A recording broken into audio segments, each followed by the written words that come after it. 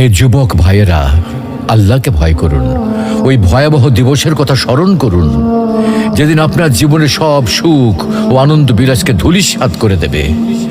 সেই দিনের কথা স্মরণ করুন যেদিন আপনি হবেন নির্জন কবরের একা বাসিন্দা।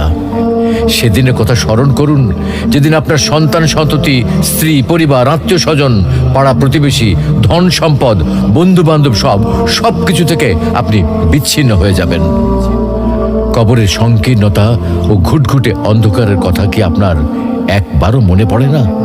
কবরের বিভীষিকাময় ও ভয়ঙ্কর অবস্থা কি আপনার স্মরণ হয় না?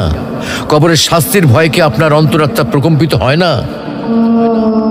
মুনকার নাকির ফেরেশতার দয় প্রশ্নের সঠিক জবাব কি আপনি দিতে পারবেন? একথা একবারও কি ভেবেছেন?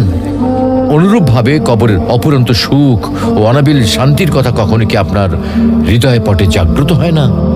তাই বলছি, হে যুবক ভাইয়েরা, আর দেরি না করে দ্রুত ছুটে আসুন মহান আল্লাহ রাব্বুল আলামিনের বিশাল ক্ষমার দিকে, মহান আল্লাহ রাব্বুল আলামিনের রহমতের দিকে, মহান আল্লাহ রাব্বুল আলামিনের অনুগ্রহের দিকে।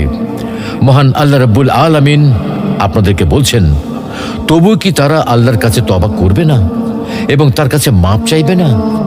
আল্লাহ অত্যন্ত ক্ষমাশীল ও করুণাময়।